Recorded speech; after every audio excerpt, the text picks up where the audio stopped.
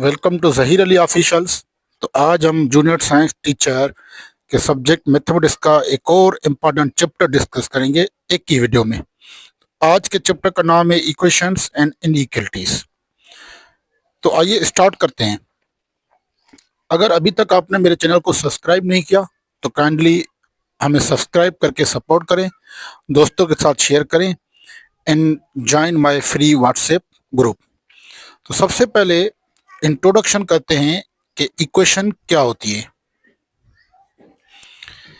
अच्छा, इक्वेशन से पहले एक चैप्टर अपलोडेड है, अलजेब्रिक एक्सप्रेशन, जो मोस्ट इम्पॉर्टेंट चैप्टर है और इससे रिलेटेड चैप्टर है, जिसकी लिंक मैंने कमेंट में दे दी है, आप वहां से देख सकते हैं। तो इक्वेशन क्या है? इफ सिंबल ऑफ इक्वलिटी यानी अगर इक्वल की साइन यानी ये sign is involved in an open sentence, then sentence is called equation. Sentence is called equation. तो उस सेंटेंस को हम क्या कहते हैं? इक्वेशन कहते हैं। अब अलजेब्रिक एक्सप्रेशन में हमने डिफाइन किया था पिछले लेक्चर में कि ओपन सेंटेंस और क्लोज सेंटेंस क्या होता है। तो इक्वेशन सबसे पहले क्या होती है कि ओपन सेंटेंस से में अगर इक्वलिटी साइन इन्वॉल्व हो तो हम उस ओपन सेंटेंस को क्या कहेंगे कि क्या है? इक्वेशन है। अब ओपन सेंटेंस क्या होता है कि ओपन सेंटेंस एक ऐसा सेंटेंस होता है जिसमें इनफ इंफॉर्मेशन मौजूद ना हो कि वो सेंटेंस ट्रू है या फॉल्स है, यानी इसमें कुछ ना कुछ क्या होगा? वेरिएबल होगा। फॉर एग्जांपल अगर मैं कह दूं x+5 इज इक्वल टू 9, तो हमें इनफ इंफॉर्मेशन मौजूद नहीं है कि ये सेंटेंस करेक्ट है या नहीं है, तो इसलिए x जो होगा वो वेरिएबल कहलाएगा और इसमें साइन ऑफ इक्वलिटी आ गई, तो इसलिए हम इसको कहेंगे कि ये क्या है? इक्वेशन है। और सिंपली आप ऐसे भी कह सकते हो कि an equation is a statement. एक इक्वेशन क्या होती है? स्टेटमेंट होती है that two algebraic expressions are equal. दो अल्जेब्रिक एक्सप्रेशंस क्या है? आपस में इक्वल है। तो हम ऐसी स्टेटमेंट को क्या कहते हैं? इक्वेशन कहते हैं। फॉर एग्जाम्पल अगर मैं कह दूं कि 3x-5 इज इक्वल टू 9, तो ये भी एक अल्जेब्रिक एक्सप्रेशन है और ये भी एक अल्जेब्रिक एक्सप्रेशन है। तो अगर एक ऐसी स्टेटमेंट हो जिसमें दो अल्जेब्रिक एक्सप्रेशन इक्वल हो तो हम उस स्टेटमेंट को कहेंगे कि ये वो क्या है? इक्वेशन है। सिंपली अगर मैं कह दूं √2x+5 इज इक्वल √3x-9, तो फिर भी यहाँ पर देखें ये भी एक्सप्रेशन है और ये भी एक्सप्रेशन है। अब दो एक्सप्रेशन अगर स्टेटमेंट में इक्वल आ रहे हैं तो इस स्टेटमेंट को हम कहेंगे कि वो क्या है? इक्वेशन है। ठीक है। अब यहां पर देखें, इस इक्वेशन में वेरिएबल भी होंगे, कांस्टेंट भी होंगे, इसी तरह जैसे अलजेब्रिक एक्सप्रेशन में थे। तो हम डिफाइन करेंगे डिग्री ऑफ इक्वेशन। तो डिग्री ऑफ इक्वेशन क्या है? The highest power of variable in an equation. The highest power of variable in an equation is called degree of equation. उसको हम क्या कहेंगे कि वो इक्वेशन की क्या है? डिग्री है। ठीक है। अब हाईएस्ट पावर ऑफ वेरिएबल्स क्या होंगे? सम ऑफ पावर्स होंगे in case of more than one variables are multiplied, एक से ज्यादा वेरिएबल्स अगर मल्टीप्लाइड हैं तो उसकी डिग्री क्या होगी, उसकी डिग्री होगी सम ऑफ पावर्स ऑफ वेरिएबल्स। ठीक है, अब देखें सिंपली मैं एक एग्जांपल लेता हूं कि 3x minus 5 is equal to 7, ये एक इक्वेशन है। अगर इसका हम सॉल्यूशन फाइंड करें तो यहां पर माइनस के 5 हैं, वहां पर क्या होंगे प्लस के 5, तो 3x is equal to 7 plus 5 means 3x is equal to 7 plus 5 means 12। 3 multiply वहां पर डिवाइड करेगा, 12 divided by 3 that is equal to x is equal to 4। तो x का वैल्यू यहां पर क्या हो गया 4 हो गया। तो ये जो x का वैल्यू 4 है इसको हम कहेंगे दिस इज द सॉल्यूशन और रूट ऑफ इक्वेशन। इसको हम कहेंगे सॉल्यूशन है ये इस इक्वेशन का, या इक्वेशन का क्या है रूट है। तो कैसे डिफाइन करेंगे सॉल्यूशन और रूट ऑफ इक्वेशन को, द वैल्यू ऑफ अननोन, यहां पर x क्या था अननोन था, so the value of unknown, unknown means variable, जो हमारे पास वेरिएबल था यानी यहां पर x वेरिएबल था, कहीं पर y हो सकता है, कहीं पर z हो सकता है। The value of unknown are variable for which, जिसके लिए क्या हो the given equation becomes true, वो जो गिवन इक्वेशन है वो क्या हो जाए ट्रू हो जाए, इज कॉल्ड सॉल्यूशन और रूट ऑफ इक्वेशन। या इक्वेशन को क्या कहते हैं, इक्वेशन का क्या कहते हैं उसको, वैल्यू को रूट कहते हैं या सॉल्यूशन कहते हैं। अब x का वैल्यू यहाँ पर 4 आ गया, तो यहाँ पर पुट करें 3 into 4 minus 5 is equal to 7, 3 into 4 12, 12 minus 4 5 is equal to 7, तो 12 में से 5 चले जाएंगे तो 7, 7 इज इक्वल टू 7, बिल्कुल क्या है ये इक्वेशन ट्रू है for x is equal to 4। तो इसलिए हम कहेंगे कि 4 इज द सॉल्यूशन और रूट ऑफ इक्वेशन। और सिंपली आप रूट को या सॉल्यूशन को ऐसे भी डिफाइन कर सकते हैं, a value which satisfies the equation, which satisfies the equation is called solution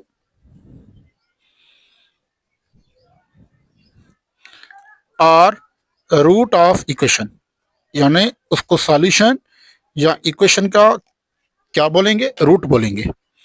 ठीक है, जो वैल्यू उस इक्वेशन को क्या करे सेटिस्फाई करे। फॉर एग्जाम्पल अगर मैं कह दूं कि एक इक्वेशन है 3x plus 5 is equal to 8, एक हमारे पास वैल्यू है x का 1, दूसरा x का वैल्यू 2, बताइए इनमें से कौन सा रूट है कौन सा रूट नहीं है। तो आप सिंपली क्या करेंगे 1 पुट करेंगे, तो 3 into 1 plus 5 is equal to 8, 3 into 1 3 plus 5 is equal to 8, 3 plus 5 8, 8 is equal to 8। तो क्या इसने सेटिस्फाई किया, तो हम कहेंगे ये क्या है रूट है। अब सेम तरह x की जगह पर 2 पुट करें, तो 3 multiply by 2 plus 5 is equal to 8, 3 multiply by 2 this is equal to 6, 6 plus 5 is equal to 8, 11 is not equal to 8, यानी this is the not root of equation.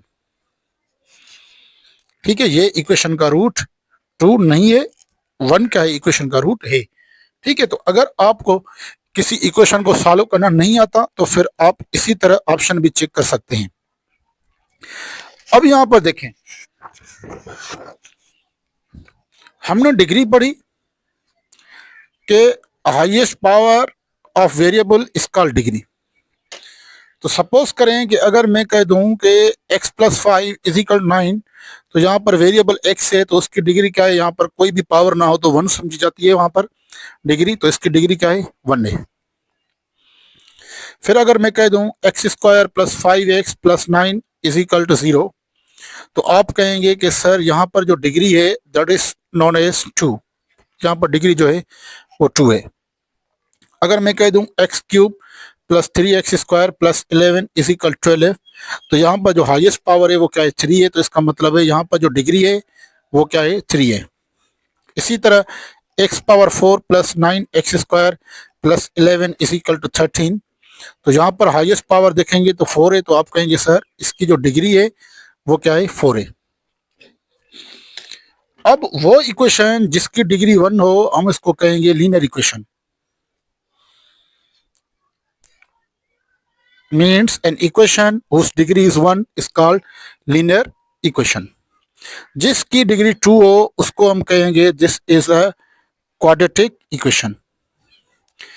3 जिसकी डिग्री हो उसको हम कहेंगे this is a cubic equation. और जिसकी degree 4 हो हम उसको कहेंगे this is a by quadratic equation.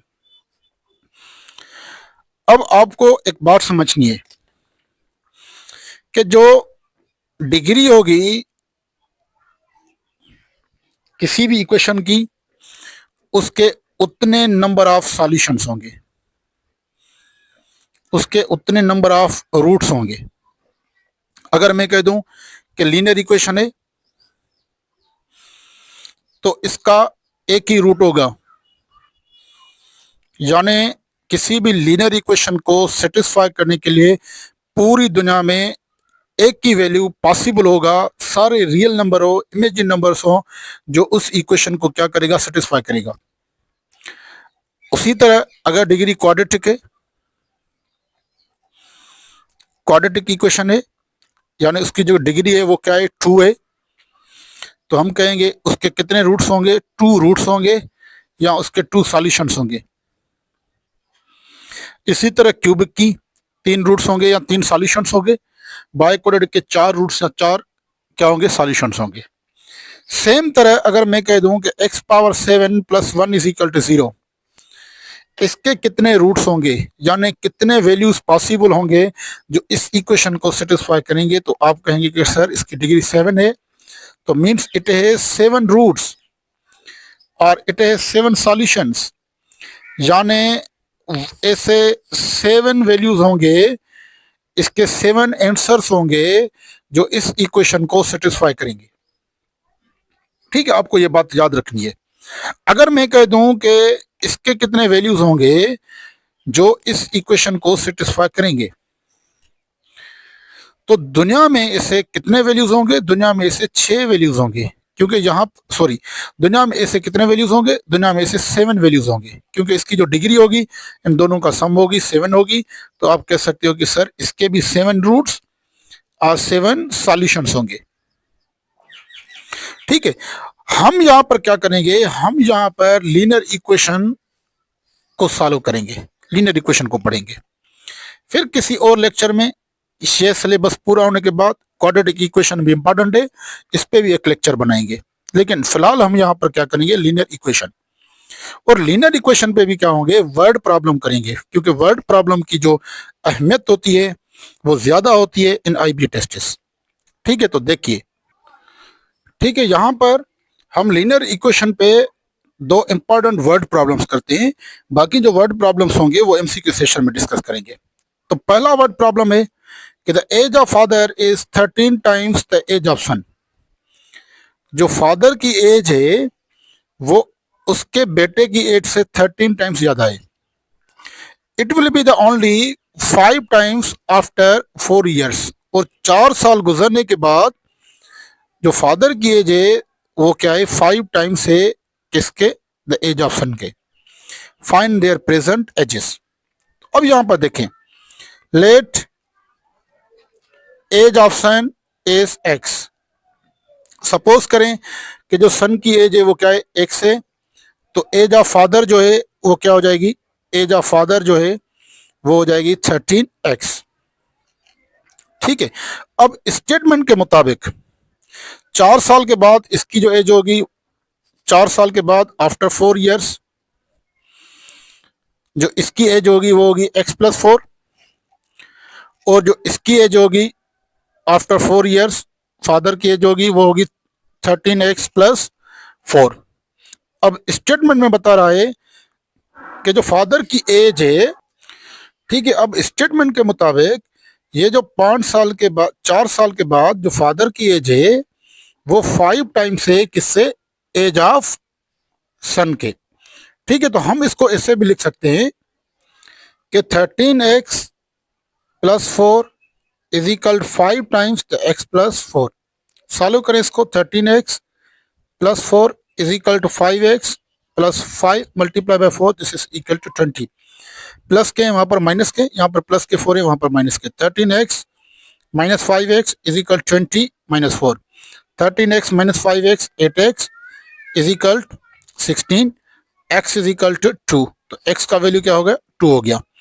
अब जो सन की एज होगी वो क्या है, 1 से, तो यानी जो सन की एज है वो है 2 ईयर्स, और जो फादर है उसकी जो एज है वो है 13x, 13 इंटू 2 वो है 26 ईयर्स, वो क्या हो जाएगी, 26 ईयर्स हो जाएगी। तो ये एजेस पूछ रहा था। अगर सन की एज पूछे तो 2 ईयर्स सिलेक्ट करेंगे, फादर की एज पूछे तो क्या करेंगे, 26 ईयर करेंगे। अगर 4 ईयर्स के बाद हो तो इसकी जो एज होगी वो 2 प्लस 4 6 ईयर्स, और इसकी क्या हो जाएगी, 2 यहाँ पर पुट करेंगे तो 26 प्लस 4 30 ईयर्स हो जाएगी।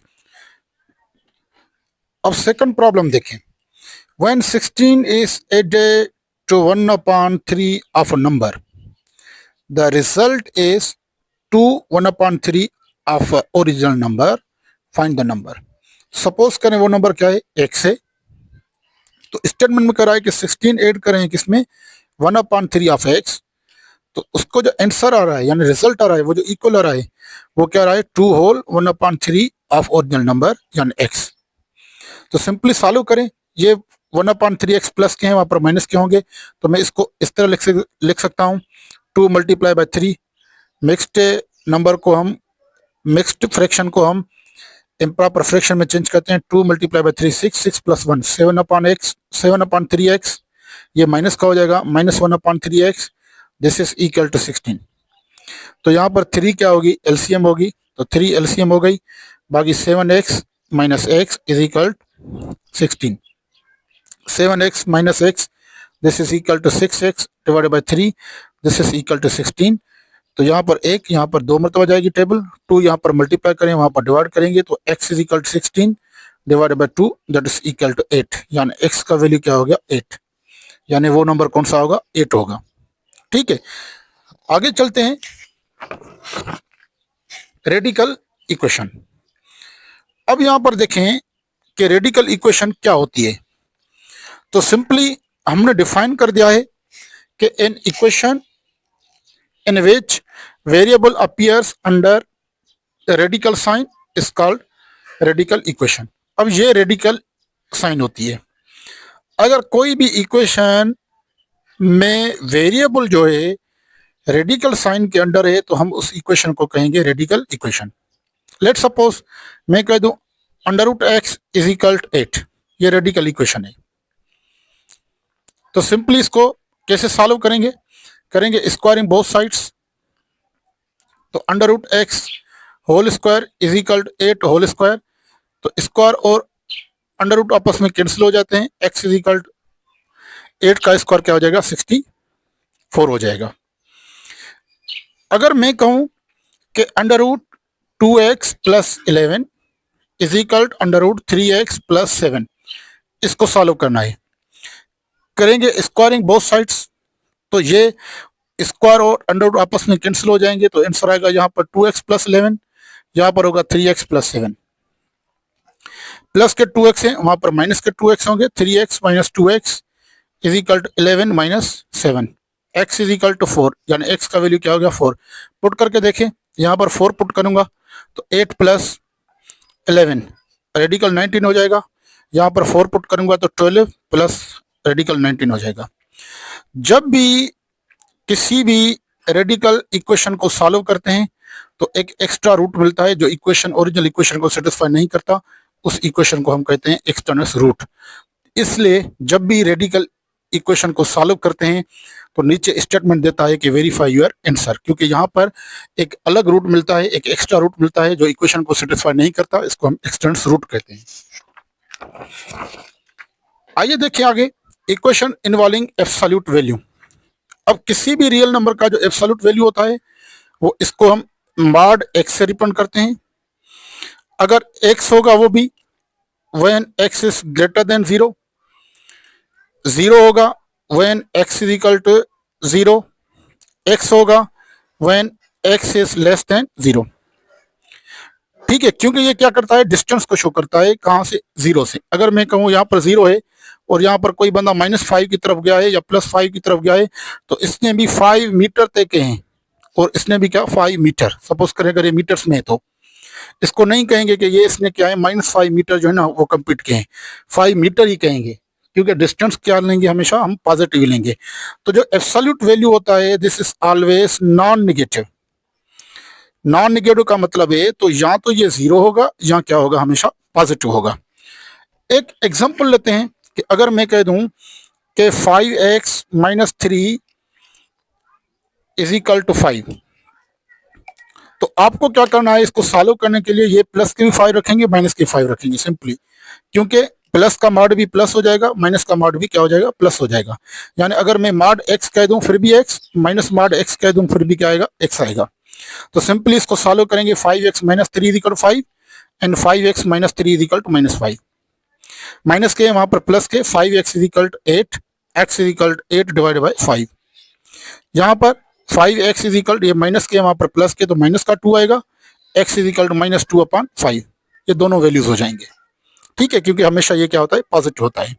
एक और एग्जांपल लेते हैं कि 5x - 3 + 7 इज इक्वल टू 5। तो 5x - 3 इज इक्वल, ये प्लस के वहां पर क्या हो जाएंगे, माइनस के हो जाएंगे, तो माइनस का 2 होगा, तो इसका भी कोई भी सॉल्यूशन नहीं होगा, नो सॉल्यूशन। ठीक है, क्यों सॉल्यूशन नहीं होगा, क्योंकि एब्सोल्यूट वैल्यू कभी भी माइनस में नहीं होता।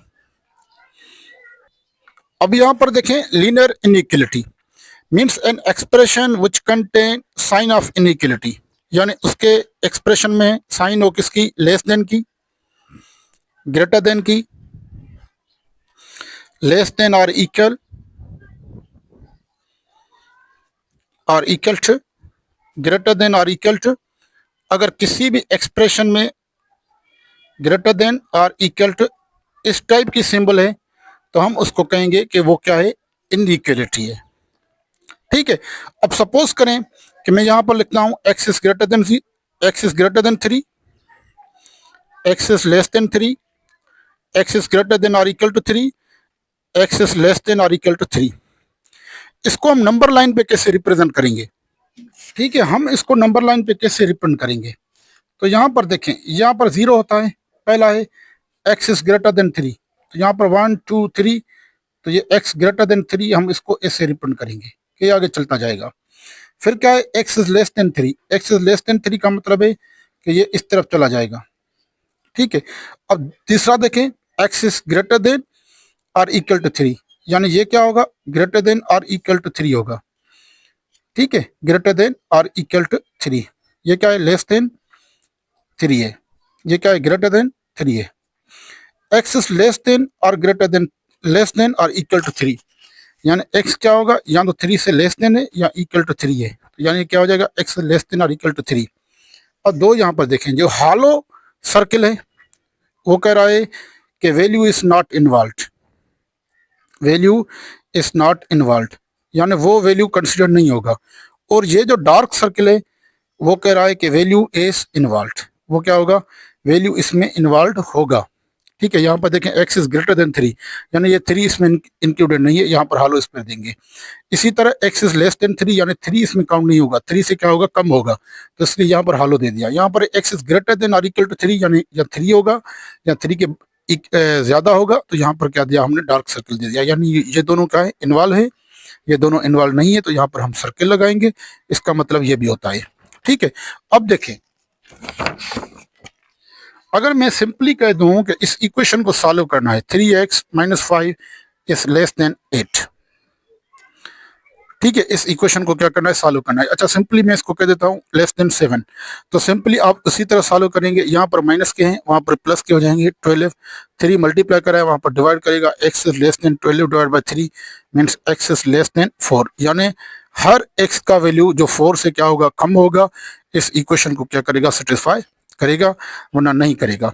ठीक है, इसी तरह अगर मैं कह दूं 3x - 5 इज ग्रेटर देन 7, ठीक है, तो क्या करेंगे, 3x - 5 है +5, तो 12 हो जाएगा, 3 मल्टीप्लाई करा है वहां पर डिवाइड करेगा, x is greater then 12 divided by 3 means x is greater then 4। ठीक है, 4 से ग्रेटर देन हो जाएगा। उसी तरह 2x minus 5 is less than और सॉरी इज ग्रेटर देन और इक्वल टू 7। तो क्या करेंगे, 2x यहाँ पर माइनस 5 है, वहां पर प्लस का 5 हो जाएगा, 12 2 मल्टीप्लाई करा है वहां पर डिवाइड करेगा, means x is greater than और इक्वल टू 6। यानी अब इसमें क्या हो गया, 6 भी इन्वॉल्व हो गया, यानी x 6 हो या 6 से क्या हो, ज्यादा हो। ठीक है, इसी तरह 2x minus 5 is less than और इक्वल टू 9। तो क्या करेंगे, 2x माइनस 5 है वहां पर प्लस 5 हो जाएगा, यानी 14 हो जाएगा। 2 की टेबल 14 पे 7 times x is less than और इक्वल टू 7, यानी हर या तो 7 से जो कम वैल्यू होगा वो इस इक्वेशन को क्या करेगा, सेटिस्फाई करेगा। तो हम इस टाइप की प्रॉब्लम्स को क्या कहते हैं, प्रॉब्लम्स को इनइक्वलिटी कहते हैं। ठीक है, तो ये था आज का हमारा लेक्चर इक्वेशन एंड इनइक्वलिटी पे। इंशाल्लाह इस पे एक और लेक्चर बनाएंगे क्वाड्रेटिक इक्वेशन के ऊपर। तो अगर आपने ये लेक्चर कंप्लीट देख लिया है तो आप इस नंबर पे व्हाट्सएप करके इसका फ्री पीडीएफ हासिल कर सकते हैं। मिलते हैं एक और न्यू लेक्चर में, तब तक के लिए अल्लाह हाफिज़।